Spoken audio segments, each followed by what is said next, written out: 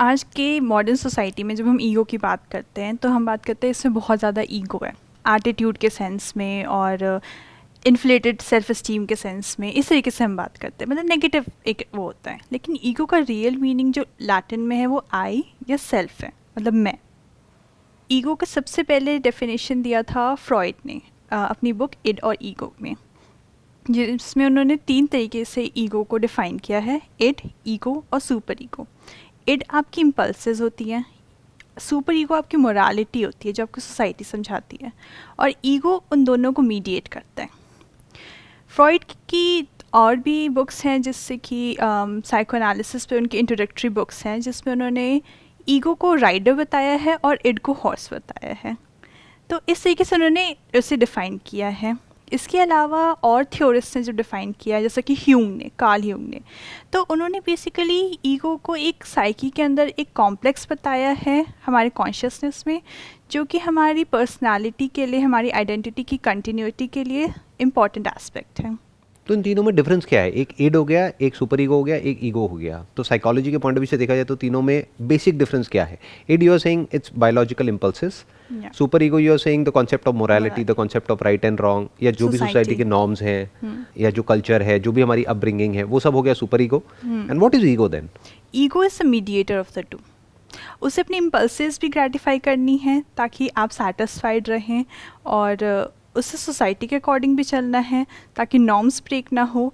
तो किस तरीके से वो एक्शंस को डिफ़ाइन करे या इमेजिन करे कि आप कर सकें वो चीज़ें ग्रेटिफाई, बट सोसाइटी के नॉर्म्स भी ना टूटें। तो बेसिकली हम क्या कर रहे हैं, हम ईगो को ही 3 पार्ट्स में डिवाइड कर रहे हैं। देखा जाए तो एक्चुअल में इन तीनों के बीच में कोई डिवीजन नहीं है, क्योंकि जैसे इम्पल्सेस उठते हैं उसी के अकॉर्डिंग थॉट्स आते हैं, और प्लस जैसे थॉट्स पहले से पड़े हुए हैं, जो कहाँ से आए, सोसाइटी से आए, जिसको आप सुपर ईगो बोल रहे हैं, उसके अकॉर्डिंग या तो एक्शन होता है या नहीं होता है। या तो जो इम्पल्स आई है, जिसको स्टिमुलाई भी बोलते हैं, उसके अकॉर्डिंग या तो एक्शन होता है या फिर नहीं होता है, बेस्ड अपॉन जो भी इंफॉर्मेशन पहले से अंदर पड़ी हुई है। तो ध्यान से देखें तो इस सबका सेंटर पॉइंट क्या आया? Information, knowledge. ईगो बेसिकली बहुत बार ऐसा होता है कि आप मीटिंग में बैठे हैं और आपको भूख लगी है, बट आप उठ के जा नहीं सकते खाने के लिए। तो व्हाट ईगो डज इज, आप इमेजिन कर सकते हैं कि इस मीटिंग के ख़त्म होने के बाद मैं उठ करके एक कप कॉफ़ी लूँगा या बिस्किट्स लूँगा या कुछ भी। तो when you are imagining, you are satisfying yourself कि I will do it later on, and while you are not breaking the decorum of the meeting as well. So that is how ego works. It works on your mental representations, imagination, planning, memory, everything. Every mental process comes under it. Basically past and future, right? Based upon present, जो भी अभी हो रहा है इस present moment में, उसके according, and past में जो भी एक्सपीरियंसेस हैं, नॉलेज है, अंडरस्टैंडिंग है, उसके अकॉर्डिंग फ्यूचर में क्या एक्शन लेना है, वो रोल हो गया ईगो का। ईगो को हम एक और नाम भी दे सकते हैं यहाँ पर हम चाहें तो, क्योंकि ये बेसिकली 3 क्या है, नाम ही तो है ना, जो किसी थ्योरी में फ्रॉइड ने दिए हैं, super ego, ego and id. इसको अगर हम चाहें तो 3 कैटेगरीज में डिवाइड करने के बजाय एक सिंपल सा नाम दे सकते हैं, दैट इज कंट्रोलर। कह सकते हैं, because without controller there are only biological impulses, तो उसको हम ईगो नहीं बोल सकते ना। जैसे जानवरों के केस में हम क्या कहेंगे कि उनके अंदर ईगो है या नहीं है? उनमें इड ही ज़्यादा रहती है, बिकॉज उतनी मेंटल प्लानिंग, उतना वो हायर उसमें थोड़ा सा होगा। जैसे आपके जो सबसे क्लोजेस्ट बायोलॉजिकल रिलेटिव्स आपके चिंपांजी वगैरह में, बट उनमें भी इतना नहीं है। बट एक नॉर्मल एनिमल में इट डोमिनेंट होती है। अगर हम किसी एनिमल की बात करें तो उसमें आई डोंट थिंक कि ईगो होती है, क्योंकि ईगो मतलब क्या? Planning of the future based upon past. किसी भी जानवर को मैंने आज तक नहीं देखा कि वो प्लान कर रहा है अपने फ्यूचर को, अपनी आने वाली जनरेशन्स के लिए, या फिर कोई बहुत बड़े बड़े गोल्स अचीव कर रहा है, या फिर अपने इंटरेस्ट के लिए किसी और का नुकसान कर रहा है। हाँ, अभी अगर उसको भूख लगी है तो अपने सर्वाइवल के लिए तो वो शिकार करेगा, लेकिन लालच के लिए नहीं करेगा। तो एक हो गई need, which is a biological need, जो हम में भी है, उनमें भी है।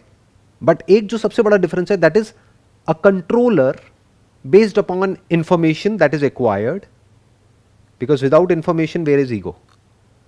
If there is no information in our mind, in our brain, I don't think there is going to be any difference between a human being and an animal, for that matter. Yeah, because animals don't have the concept of society. They don't need super ego. So why would they need ego? और मैं यहाँ पर इसको भी question करना चाहूँगा, जो भी फ्रॉइड ने अपनी थ्योरी में लिखा है कि ईगो एंड सुपर ईगो, ये एक्चुअल में दो नहीं है।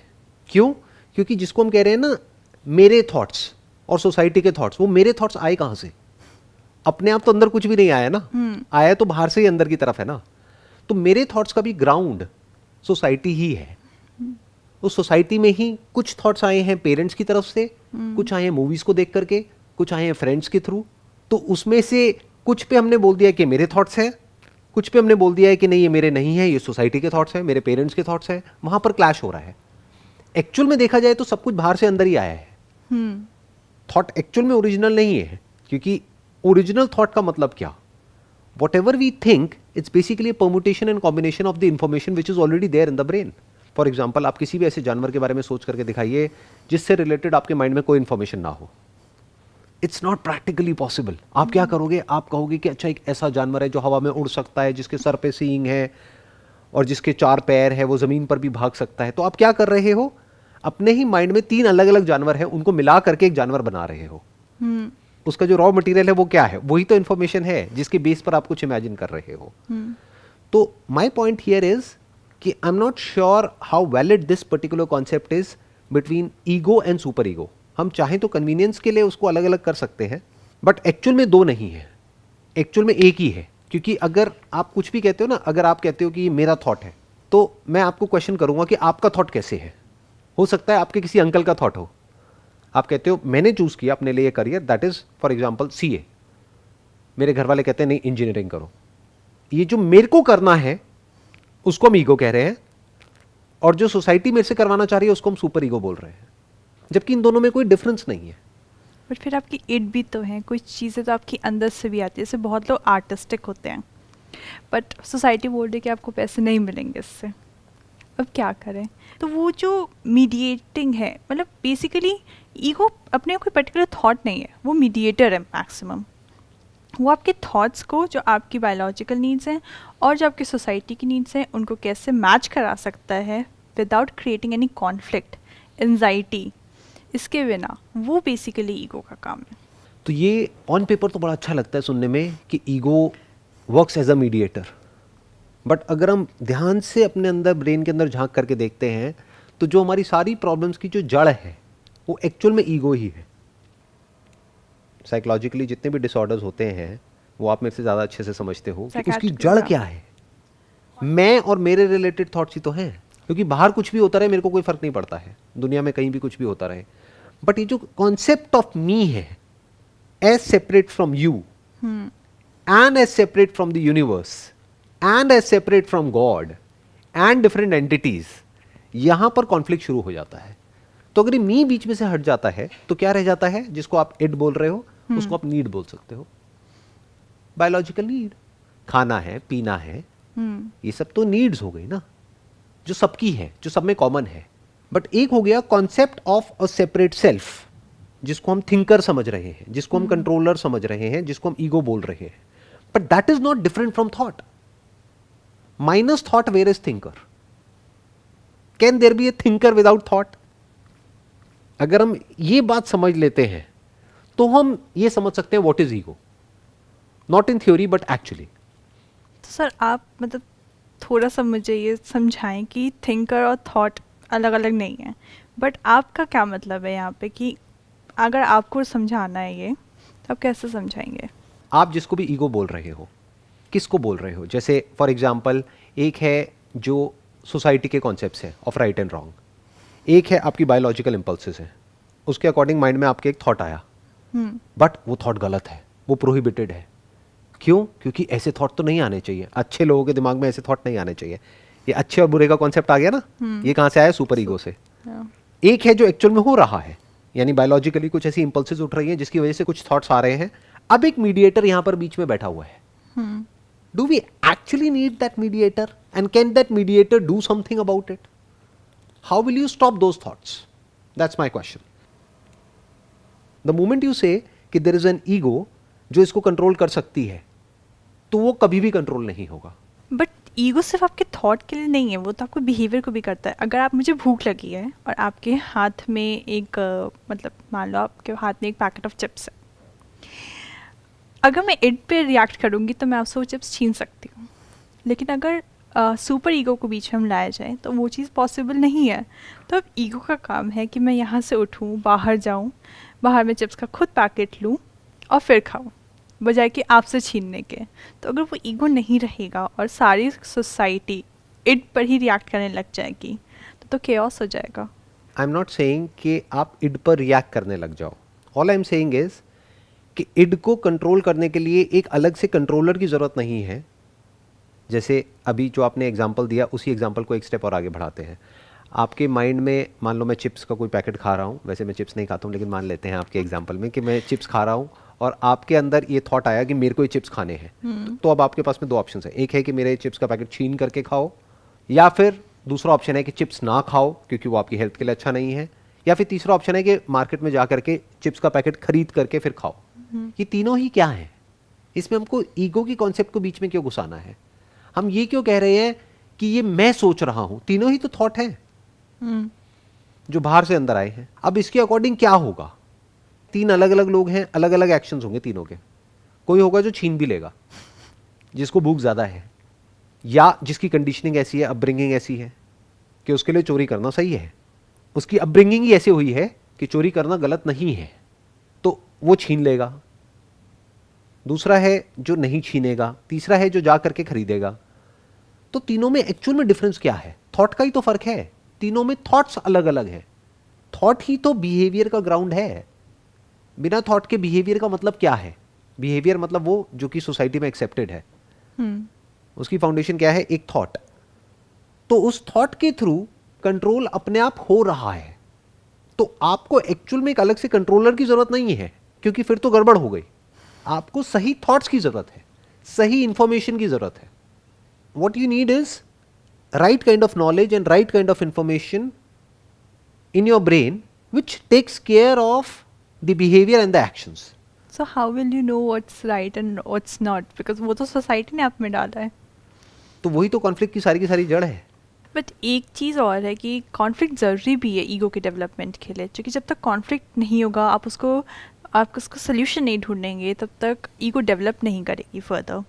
तो एक ये भी बहुत इंपॉर्टेंट कॉम्पोनेंट है कॉन्फ्लिक्ट। और कॉन्फ्लिक्ट जैसे कि पहले भी हमारी बात हुई है, इतनी कॉम्प्लेक्स सोसाइटी में वो तो रहेगी। तो वैसे में इंसान प्रैक्टिकली क्या करे? हम यहाँ पर एक्चुअल में कुछ कर ही नहीं सकते हैं। इस सच को देखना पड़ेगा कि अगर हम अलग से एक ईगो के कॉन्सेप्ट को बीच में ले भी आते हैं और एक कंट्रोलर को ला करके बीच में बिठा देते हैं, तब भी ये मत समझो कि वो एक्चुअल में कुछ कर पाएगा। क्योंकि कॉन्फ्लिक्ट तो रहेगा ही, कभी बाहर रहेगा, कभी अंदर रहेगा। कब तक रहेगा? जब तक कि एक सेपरेट कंट्रोलर बीच में बैठा रहेगा। वंस वी नो कि ये सिचुएशन है, इसमें राइट थॉट क्या है? Can we see the difference between the two? एक है राइट थॉट और एक है एक थिंकर चूज कर रहा है कि इसमें राइट थॉट क्या है। In reality all I am saying is, अगर इसको हम बारीकी से ऑब्जर्व करते हैं, कोई सेपरेट थिंकर है ही नहीं, दो थॉट्स हैं। अगर ये हम देख लेते हैं ना, तो हम इस थिंकर से फ्री हो जाते हैं, यानी हम ईगो से फ्री हो जाते हैं। अब थॉट्स की बेस पे एक्शंस होंगे, कोई थिंकर पे रिस्पॉन्सिबिलिटी नहीं आई एक्शंस की। And thought is limited by its very nature. तो थिंकर ये नहीं समझेगा कि I am in control, because in reality ego can never be in control of this universe. Control करके दिखा दो पूरे यूनिवर्स को। पूरे यूनिवर्स को छोड़ो, किसी एक इंसान को भी कंट्रोल करके दिखा दो। एक इंसान को भी छोड़ो, खुद को कंट्रोल करके दिखा दो, तो इट्स अ डिजास्टर बेसिकली। ये जो रेसिपी है ना, जिसकी जो फाउंडेशन है वो क्या है? Me as a controller of my life, that is basically a recipe for a psychological disaster. क्यों? क्योंकि अब वो इंसान एक्चुअल में तो कंट्रोल में है नहीं, क्योंकि इस दुनिया में क्या होने वाला है वो तो किसी को पता ही नहीं है। यानी कि जो भी एक्शंस होंगे उसका क्या आउटकम आएगा वो तो हमें पता ही नहीं है एक्चुअल में। हम बस सोच करके एक एक्शन ले सकते हैं कि हाँ ये मेरे लिए सही है, बट एक्चुअल में वो सही होगा या गलत होगा वो तो फ्यूचर में पता लगेगा ना। ये हम पहले भी डिस्कस कर चुके हैं अपने पहले एक सेशन में। So all I am saying is कि अगर हम इस सच को देख लें कि कोई सेपरेट थिंकर नहीं बैठा है हमारे अंदर who is in control, thoughts हैं अलग अलग, और वो जो थॉट्स हैं वो बेसिकली आप ये कह सकते हो कि रोल्स के जैसे हैं। हम क्या समझ रहे हैं कि हमारे अंदर एक थिंकर है या एक मैं है, जो सच नहीं है। अगर आप ध्यान से अपनी पर्सनैलिटी को देखोगे तो एक मैं नहीं है आपके अंदर, बहुत सारे मैं हैं, और उन सब मैं के अलग अलग बिहेवियर्स हैं. You as a daughter is different from you as a mother, which is different from you as an employee, which is different from you as somebody who is pursuing your passion, which is different from you as this body, which is different from you as a friend. क्या ऐसा होता है नहीं होता है कि एक आपकी फ्रेंड है, उसके साथ में आपका बिहेवियर कुछ और है, या आप ही कुछ और हो जिसको भी आप मैं बोलते हो, और कोई दूसरी फ्रेंड है या कोई दूसरा फ्रेंड है, उसके साथ में आप बिल्कुल ही अलग हो, पोल्स अपार्ट, दूर दूर तक कुछ नहीं मिलता है. जैसे ही आप अपने बच्चे को देखते हो, अभी आपकी शादी नहीं हुई है, बच्चे नहीं हुए, बट अज्यूम कर लेते हैं कि आप जैसे अपने बच्चे को देखते हो तो आप कुछ और हो जाते हो, और जैसे ही आप अपनी माँ को देखते हो आप कुछ और हो जाते हो. तो क्या आपके अंदर एक्चुअल में ये अलग अलग पर्सनालिटीज हैं? नहीं, ये अलग अलग थॉट्स हैं जो कि रिलेटेड है अलग अलग लोगों से और अलग अलग सिचुएशन से. बट सर अगर मान लीजिए किसी को कोई कार एक्सीडेंट होता है या कुछ भी होता है and you lose your memories. Phineas Gage का बहुत इम्पॉर्टेंट इसमें वो है वेयर ही एक रेल एक्सीडेंट में, he is a very famous case, उनके सर के थ्रू रॉड चली गई थी and that stuck. After that incident he was the same person with a very different personality. He was aggressive, पहले he was very calm and everything. So there was a total shift. So what I feel is that continuity of that personality is needed, because once you forget it, then there's no continuity. Even if you go through the same incidents through a childhood, if you lose your memory today, there's a possibility that you wouldn't be the same person tomorrow. अब इसको थोड़ा ध्यान से आप समझिएगा. अभी जो आपने एग्जाम्पल दिया है, बेसिकली क्या हुआ कि उसके साथ में एक एक्सीडेंट हुआ, एक रॉड ब्रेन में आर पार हो गई, जिससे क्या हुआ कि ब्रेन के कुछ पार्ट्स डैमेज हो गए. उसकी वजह से, क्योंकि ब्रेन के अलग अलग पार्ट्स अलग अलग फंक्शंस को कंट्रोल करते हैं, कोई मोटर स्किल्स को कंट्रोल करता है, कोई लैंग्वेज को कंट्रोल करता है, हर एक की अपनी अलग अलग रिस्पॉन्सिबिलिटी है, अलग अलग डिपार्टमेंट्स है. तो उस रॉड की वजह से क्या हुआ, ब्रेन का कोई पर्टिकुलर पार्ट डैमेज हो गया, जिसकी वजह से एक पर्टिकुलर कैपेबिलिटी उनके अंदर से चली गई. तो अगर एक्चुअल में कोई ईगो होती एज सेपरेट फ्रॉम इड, तो ऐसा नहीं होता. सो इड इज ईगो. देखो ध्यान से समझो, इड मतलब हम क्या कह रहे हैं, जो हमारी बायोलॉजी है.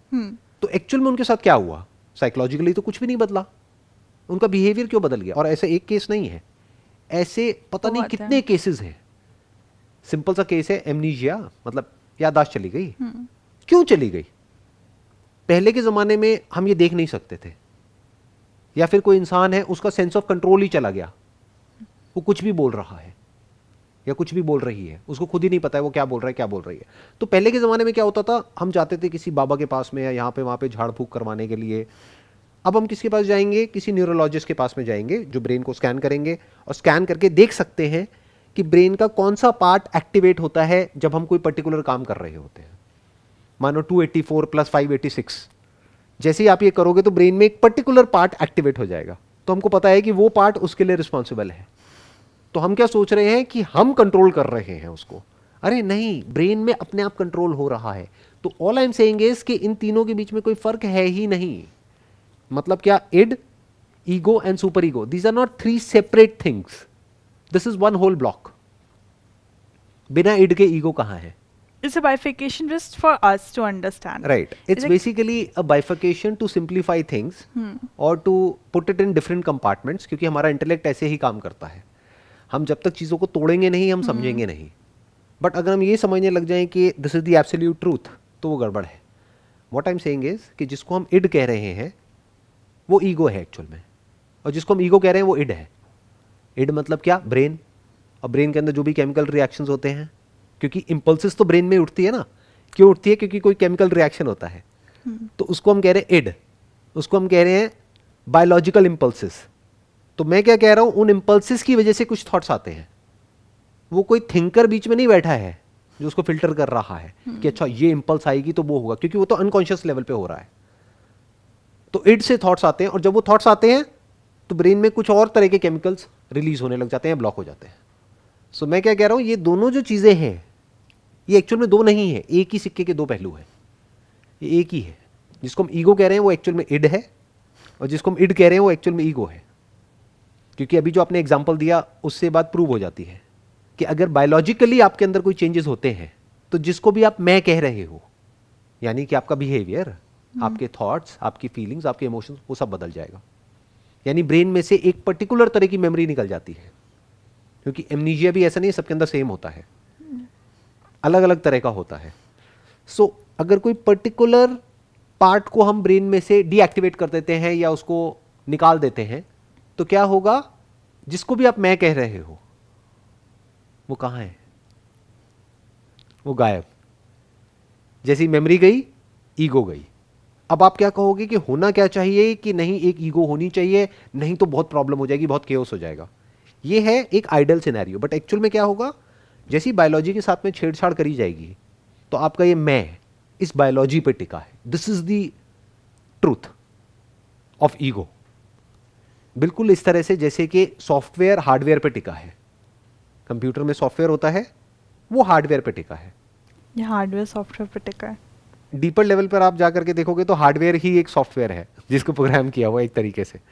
एनी हाउ, सो जब हमको ये समझ आ जाता है तो अब हम क्या कर सकते हैं, अब हम चीज़ों को जैसी है वैसी देख सकते हैं।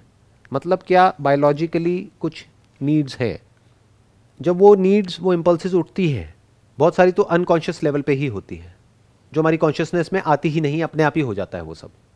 बहुत सारी बॉडी की ऐसी प्रोसेसेस हैं जो अपने आप ही हो जाता है, आपका कॉन्शियस कंट्रोल वहाँ पर है ही नहीं। इनफैक्ट बॉडी की 99.99% प्रोसेसेस ऐसी ही हैं, जैसे पलकें अपने आप झपक रही हैं, कोई कर थोड़ी रहा है सोच करके। चाहे तो हम यहाँ पर बीच में थॉट को ला सकते हैं और कुछ देर तक इसको खुला रख सकते हैं आंखों को, बट वो भी कुछ देर तक हम कंट्रोल कर सकते हैं। एंड में जो बायोलॉजी है वो उस पर रूल करेगी। नाउ कम्स द पॉइंट, अगर इस सच को हम देख लेते हैं तो हम अपनी विल पावर को जरूरत से ज्यादा इंपॉर्टेंस नहीं देंगे। इनफैक्ट हम विल पावर को कम से कम यूज करेंगे और थॉट को ज्यादा यूज करेंगे। लोग क्या समझते हैं कि मैं अपनी विल पावर से कुछ भी कर सकता हूं, ये सच नहीं है। मैं कहूंगा अपनी ब्रेथ को रोक के दिखा दो 10 मिनट के लिए या 1 घंटे के लिए, अगर आप में बहुत विल पावर है तो नहीं रोक पाओगे, right. What I am saying is, one way is कि अपनी विल पावर को यूज करो, जिसको लोग हार्ड वर्क बोलते हैं, but that is not a smart way of working. क्योंकि आप अपनी विल पावर को कितना भी यूज कर लो, आपकी बायोलॉजी आपकी विल पावर से ज्यादा स्ट्रांग है, उसको आप टेस्ट करके देख सकते हैं। और ये विल पावर के पीछे कौन बैठा है, ईगो बैठी है, एक कंट्रोलर बैठा है, एक मीडिएटर बैठा है।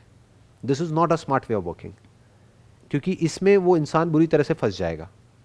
एक तरफ उसकी बायोलॉजी होगी जिसको आप इड कह रहे हैं, एक तरफ सुपर ईगो होगी, एक तरफ उसके खुद के डिजायर्स होंगे, वो बीच में पिस जाएगा। तो मैं क्या कह रहा हूं, विल पावर को बीच में से हटा दो, ईगो को हटा दो, कंट्रोलर को हटा दो, आप चीजों को ऑटो पायलट पे डाल दो। मतलब एक ऐसा सिस्टम क्रिएट कर दो कि विल पावर की जरूरत ही ना पड़े। Somewhat like a discipline, like आप अपनी बॉडी को ट्रेन करते हो किसी पर्टिकुलर, नॉट डिसिप्लिन, क्योंकि डिसिप्लिन के लिए विल पावर की जरूरत है।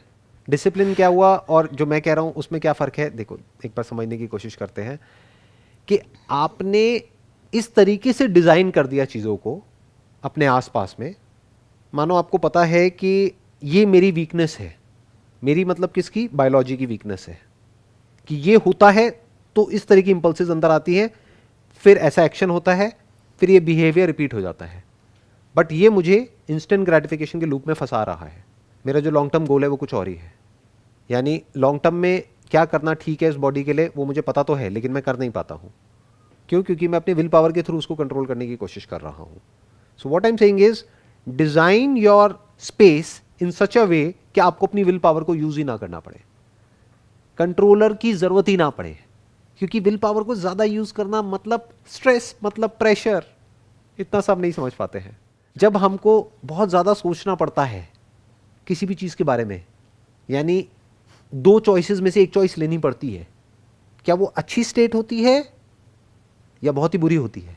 पेनफुल स्टेट, पेनफुल स्टेट होती है कि अब ये करूं या ना करूं, ये करूं या वो करूं। सो what I am saying is, fundamentally अगर हम अपनी लाइफ को ऐसे डिजाइन कर दें, अपने अंदर भी और बाहर भी, कि हमें सोचना ही ना पड़े, बीच में किसी कंट्रोलर की जरूरत ही ना पड़े, तो काम हो गया। और हम ये कैसे करेंगे? अब आप कहोगे कैसे होगा? हाँ। देखो मैं आपको एग्जांपल देता हूं, अपना एग्जांपल देता हूं। करोड़ों लोग हैं जो मुझे देखते हैं और सुनते हैं। अब मेरे पास में 2 ऑप्शंस हैं।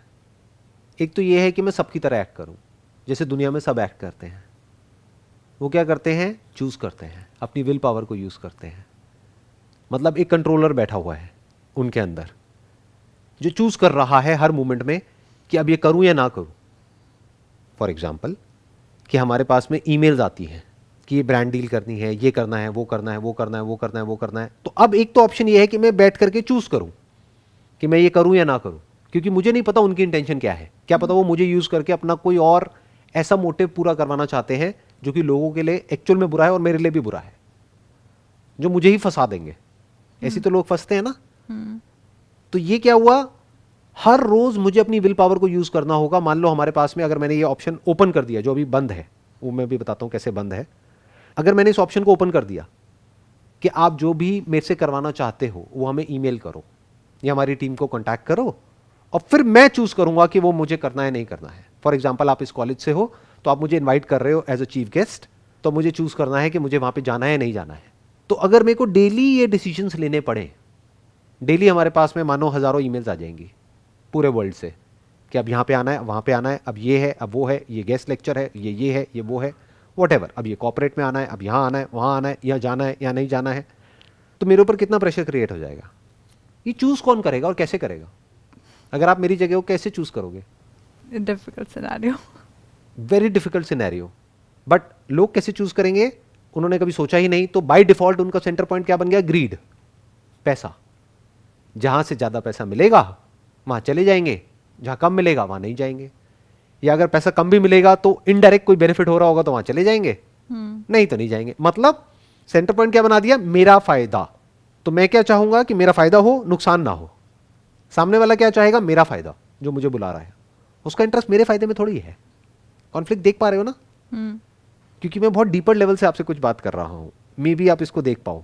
पास्ट में मैंने कुछ गलतियां करी, यानी कि कुछ लोगों ने मुझे बुलाया, मैं वहां पे चला गया, तो बेस्ड अपॉन कि वो जो बोल रहे थे, बट जब मैं एक्चुअल में वहां पे गया और जा करके एक्चुअल में देखा कि इनसाइड स्टोरी ये है, तो अंदर की कहानी कुछ और ही थी। कि वो बाहर से कुछ और दिखाते हैं दुनिया को, अंदर से एक्चुअल में कुछ और है। और वो जब मेरे सामने आया तो आई वाज शॉक्ड। मैंने कहा ये क्या हो गया? क्योंकि मैं तो फंस गया ना। उन्होंने तो मेरे नाम को यूज कर लिया, लेकिन एक्चुअल में उनका मोटिव कुछ और ही है। जो मेरे लिए बुरा है उनके लिए अच्छा है। बट मैं वहां गया क्यों था? लोगों के बेनिफिट के लिए। बट उनको लोगों के बेनिफिट से कोई मतलब नहीं है, जनता से कोई मतलब नहीं है। उनको मतलब किससे है? अपने बेनिफिट से। दुनिया गई भाड़ में। तो फिर मुझे जाकर के समझ आया, जब मैंने इस सच को देखा, मैंने कहा अच्छा ऐसा होता है इस दुनिया में। क्योंकि इसी को मैच्योरिटी बोलते हैं कि लोग होते कुछ और हैं, अंदर से बाहर से कुछ और दिखाते हैं। उनका पर्सोना कुछ और होता है, रियलिटी कुछ और होती है। रेयरेस्ट ऑफ रेयर कोई ऐसा होता है जो जैसा बाहर से होता है दिखने में दुनिया में, वैसे ही एक्चुअल में होता है। नहीं तो बाहर से दिखाते कुछ और है, एजेंडा कुछ और होता है, पीछे कोई और ही प्रोपेगेंडा चल रहा होता है। तो मैंने क्या डिसीजन लिया? मैंने इसको कहा कि वंस एंड फॉर ऑल इसका सोल्यूशन निकाल लो कि मेरे को अपनी विल पावर को यूज ही ना करना पड़े। And I mentioned it absolutely clearly on my website. Contact page पे अगर आप जा करके देखोगे, वहाँ पे लिखा हुआ है पिछले काफ़ी सालों से, मे बी इस बात को हो गए 5-6 साल, तो वहाँ पे लिखा हुआ है, I am sorry to say that I am not interested in any kind of TV show, any kind of collaboration, any kind of business partnership, any kind of invitation, any kind of lecture, any kind of functions, irrespective of what your offer is. तो अब इससे क्या हुआ? Will power नहीं use करनी पड़ रही। Will power का रोल खत्म हो गया पूरी तरह से। Now that will power is not required anymore. Why? Because there is no choice.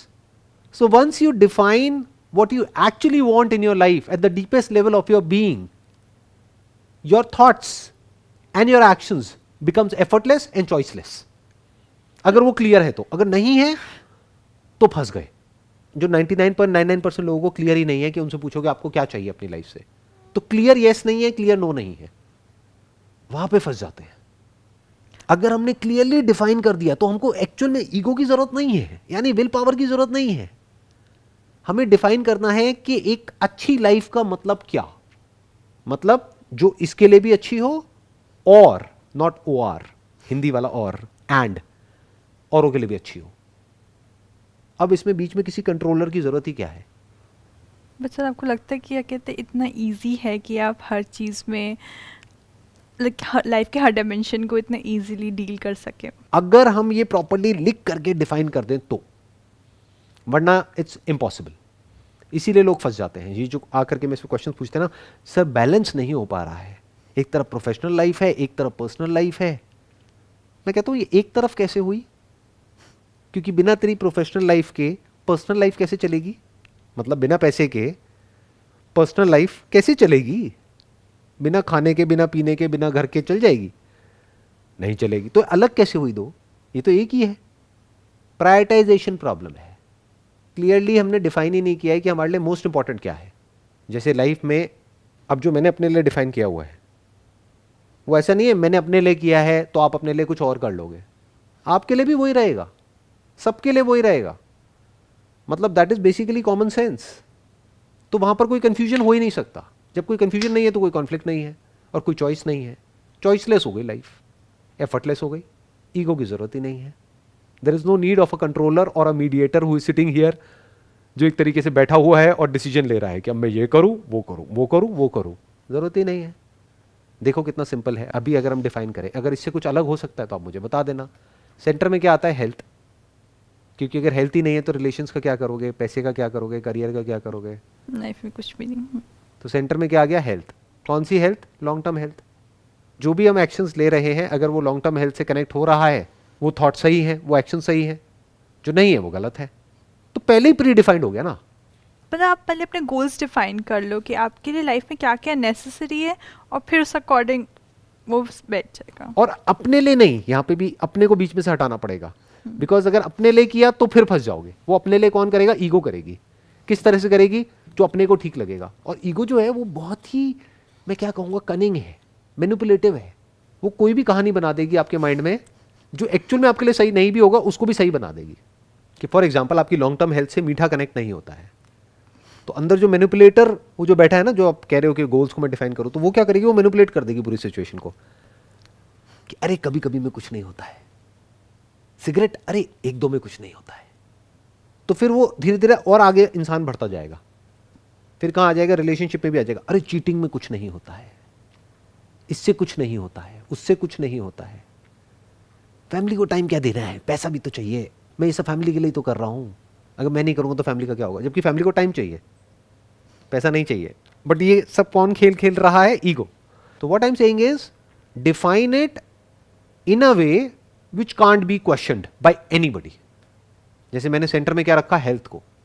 Health मतलब क्या? अब उसको भी थोड़ा सा और ब्रॉड कर देते हैं। Physical health, psychological health, emotional health, intellectual health, spiritual health.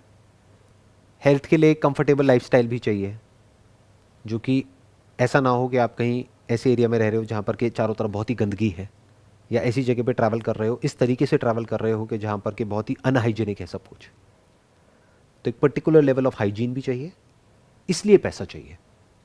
पैसा किस लिए चाहिए? अब हेल्थ के लिए, ना कि हेल्थ से हम पैसे को खरीद लेंगे। बहुत लोग ये समझते हैं पैसा कमाओ, मजे मारो, उसके बाद में जो होगा डॉक्टर संभाल लेगा ना। हॉस्पिटल है तो सही। आ गया ना फर्क थॉट प्रोसेस में। तो सेंटर में आ गया हेल्थ, उससे कनेक्ट हो गया वेल्थ, उससे कनेक्ट हो गया रिलेशनशिप। बिकॉज ये कोई डिजायर नहीं है, ये नीड है। We need people to spend time with, quality time with. इसलिए रिलेशनशिप भी जरूरी हो गया। पैसे की नीड एक लेवल तक आई, उसके बियॉन्ड खत्म हो गई।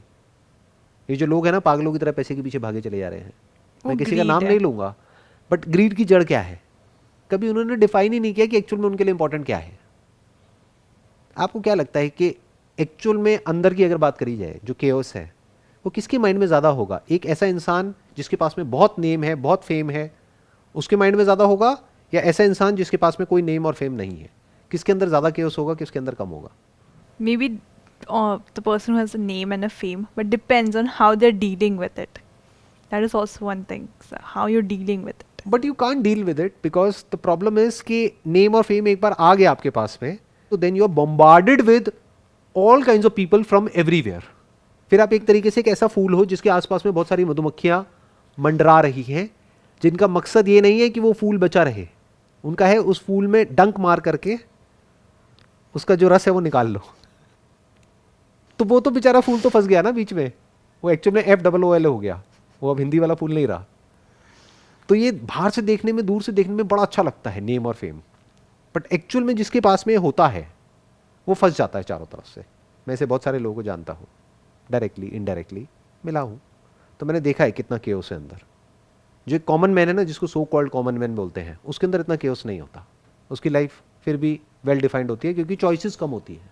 Laser choices is equal to lesser stress, psychological stress.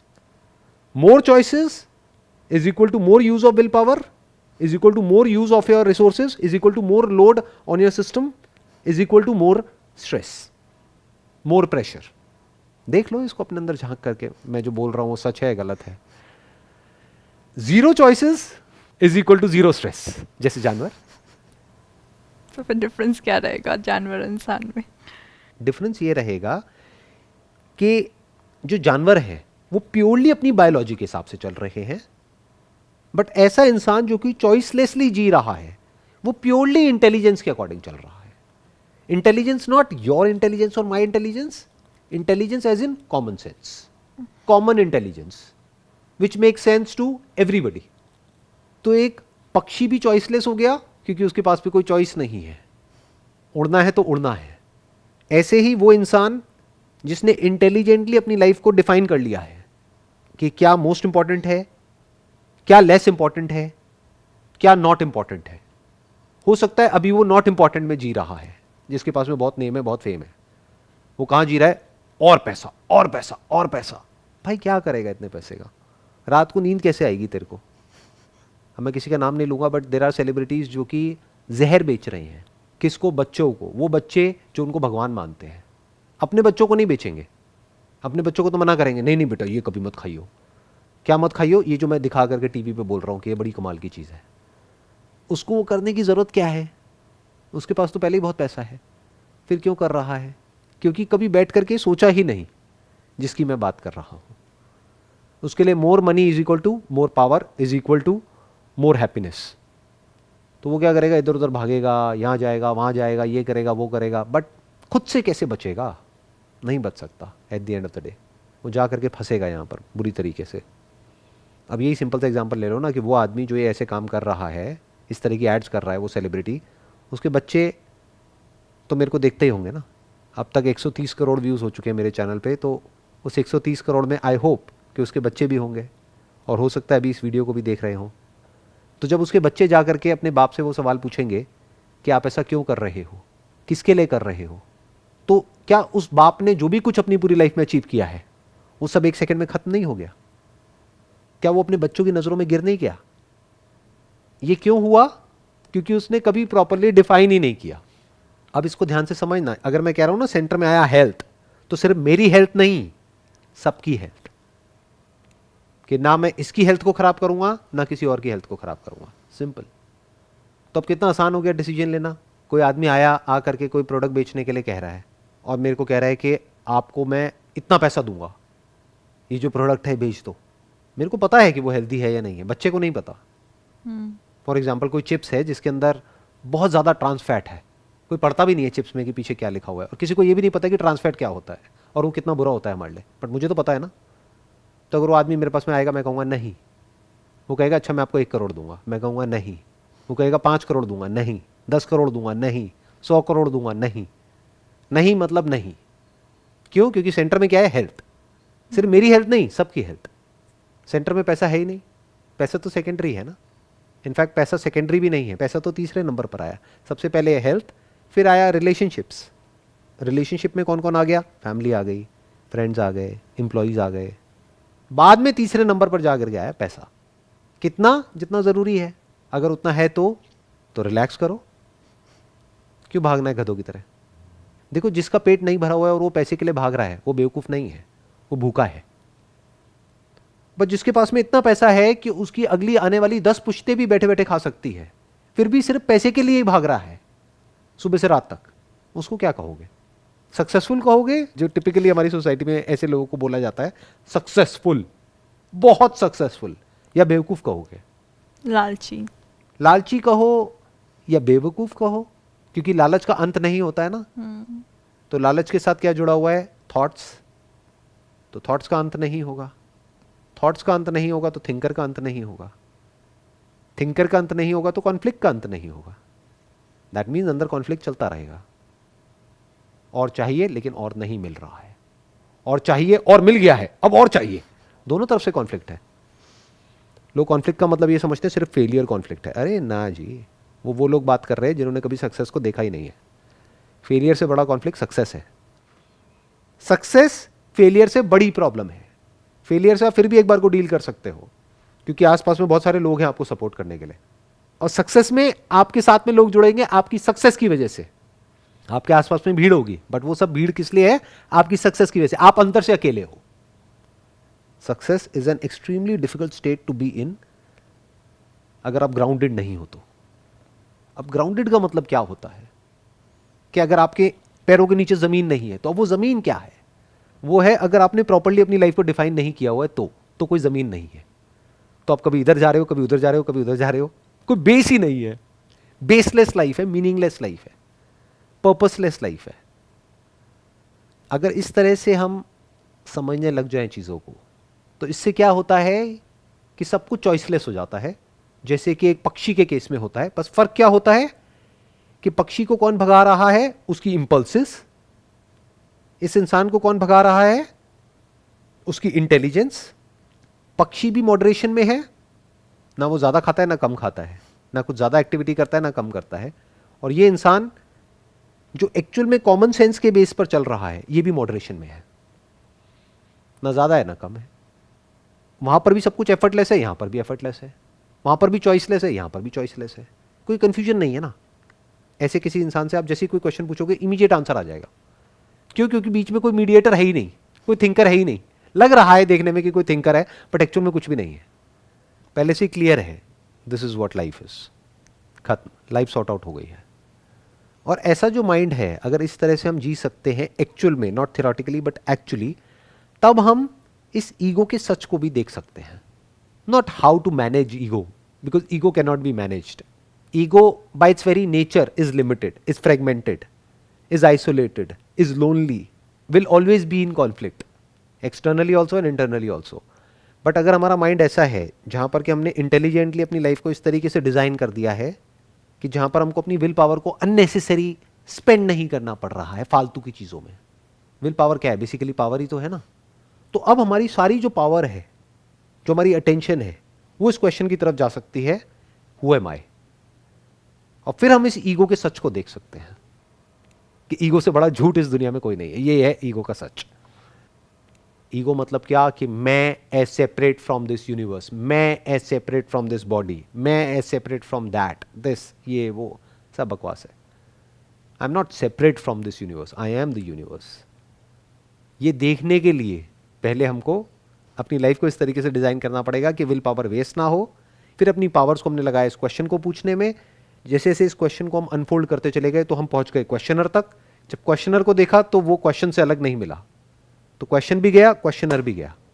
क्या बचा रह गया? जो है सो बचा रह गया, जो नहीं है वो गायब। क्या है? बॉडी है, यूनिवर्स है, कॉन्शियसनेस है, इंटेलिजेंस है जो ऑपरेट कर रही है इस बॉडी के थ्रू। बाकी जो नहीं है, यानी क्या? एक सेपरेट आइडेंटिटी, वो गायब। तो सर आपको लगता है बिना सेपरेट आइडेंटिटी के मतलब सारी चीज़ें बिल्कुल ऑटो पायलट पे बिल्कुल ढंग से चलेंगी, कोई प्रॉब्लम नहीं होगी? आप खुद अपने आप से क्वेश्चन पूछो बेस्ड अपॉन योर एक्सपीरियंस कि एक लाइफ है कि जिसमें सब कुछ आप कंट्रोल कर रहे हो, एक है जहां पर सब कुछ अपने आप कंट्रोल हो रहा है। अगर सिंपल एग्जांपल लिया जाए तो आपका डाइजेशन है। एक है आप अपने थॉट से अपने डाइजेशन को कंट्रोल कर रहे हो या अपनी हार्ट बीट को कंट्रोल कर रहे हो। एक है अपने आप हो रहा है। क्या बेटर है? हो रहा है। एक है आप सोने की कोशिश कर रहे हो, नींद आ रही है, थके हुए हो। एक है अपने आप नींद आ रही है। क्या कोशिश से नींद आती है? ऐसा कौन सा थॉट है जिससे कि नींद आ जाए? Freedom from thought is sleep. But लोगों के साथ क्या प्रॉब्लम है? सोने के बाद भी सपने चलते रहते हैं। उनके जो अनफुलफिल्ड डिजायर्स हैं और जो फियर्स हैं वो मैनिफेस्ट होते रहते हैं। क्यों? क्योंकि कभी बैठ करके समझा ही नहीं कि एक्चुअल में लाइफ में इंपॉर्टेंट क्या है। अगर हम वो समझ लेते हैं तो ड्रीम्स भी ऑलमोस्ट जीरो हो जाती है, ड्रीम्स आनी बंद हो जाती है, फिर ये मूवमेंट बचा रह जाता है। आप पास्ट से फ्री हो जाते हो, फ्यूचर से फ्री हो जाते हो। तो अभी तक मैंने जो भी कुछ कहा है, आपके स्टैंड पॉइंट से आपको क्या क्लियर हुआ है? मेरे हिसाब से जितना मुझे समझ में आया प्रैक्टिकली वो ये है कि मेजर लाइफ गोल्स क्या है, आपकी लाइफ में क्या इम्पॉर्टेंट है, वो डिफ़ाइन करना हमारे लिए ज़रूरी है, ताकि चॉइसेस कम हो। जितनी चॉइसेस कम उतनी कॉन्फ्लिक्ट कम होगी, उतना ऑटो पायलट पे लाइफ रहेगी, और आई थिंक वो बेटर लाइफ है। बिकॉज फिर उसमें इतना ज़्यादा आपके पावर नहीं लग रही, आपको अपने टाइम वेस्ट नहीं करना, आपको अपनी एनर्जी वेस्ट नहीं करनी है, तो लाइफ काफ़ी इजी हो जाएगी। मतलब इतना कॉन्फ्लिक्ट, इतना स्ट्रेस, एंजाइटी में जो लोग जाते हैं वो सब कम हो जाएगा। और फिर होता क्या है कि जब हमारी ये जो सेंस ऑफ सेपरेट आइडेंटिटी है ना, एक्चुअल में सेपरेट नहीं है, एक सेंस ऑफ सेपरेटनेस है। जैसे आपकी बॉडी के अंदर की जो स्पेस है वो सेपरेट लगती है बाहर की स्पेस से, एक्चुअल में सेपरेट नहीं है। Space is space, it's one whole block. तो जब इस सच को हम देख लेते हैं कि जो कॉन्सेप्ट ऑफ सेपरेट आइडेंटिटी है जो हर इंसान के अंदर है, और बहुत ही गहराई से उसको ये पाठ पढ़ाया गया है बचपन से ही कि तू ये है, that identification with the name, और उस नाम के साथ में जो भी सारे एक्सपीरियंसेस जुड़े हुए हैं, जिसको हम बोलते हैं कि मैं हूं, ये मेरी पर्सनैलिटी है। तो जब हम इस सच को देख लेते हैं कि एक्चुअल में मैं अलग नहीं हूं, कि मेरे अंदर जो भी कुछ है वो सब बाहर से आया है, फिर चाहे इस बॉडी के लेवल पे हो, बॉडी में जो भी पानी है वो इस नेचर से आया है, चाहे जो नॉलेज है, जो इन्फॉर्मेशन है जिसके बेस पे मैं सोच रहा हूं, वो नॉलेज और इन्फॉर्मेशन कहां से आई, वो भी तो बाहर से अंदर आई है, वो मेरी थोड़ी है। साइंस मेरे अकेले की है क्या? पूरी ह्यूमैनिटी की है। तो जब हम इस सच को देख लेते हैं कि ये पूरा एक ब्लॉक है, जैसे कि एक नदी, जिसमें वो बुलबुला ये समझ सकता है कि मैं बाकी सबसे अलग हूं, बट बुलबुला जिसका बना है, जो भी बुलबुले में है, चाहे वो बुलबुला चाहे बड़ा हो चाहे छोटा हो, लेकिन वो जो भी कुछ है उसका जो एसेंस है वो पानी है, और सब बुलबुलों का एसेंस पानी है। जब इस सच को हम देख लेते हैं, वहां से प्यार की शुरुआत हो जाती है। That is the beginning of love and compassion. Not love as in जो भी हम मूवीज में देखते हैं, सुनते हैं या कहानियां पढ़ते हैं। There are types of love loves मतलब as क्या? जुड़ना। well. योग को भी हिंदी में यही कहते हैं, योगा, जिसको हम ये समझते हैं एक्सरसाइजेस करना। नहीं, that is, exercises are part of yoga, that is not yoga. Yoga means union, जुड़ जाना, इस तरीके से जुड़ जाना, इस लेवल पे जुड़ जाना जहां पर अलग होना पॉसिबल ही नहीं है। अगर बुलबुले ने इस सच को देख लिया कि मैं पानी ही हूं, तो अब वो पानी से इस तरीके से जुड़ गया कि बुलबुला मिट गया और सिर्फ पानी ही रह गया। तो वो हर बुलबुले से भी जुड़ गया, नदी से भी जुड़ गया, सबसे जुड़ गया। This is love.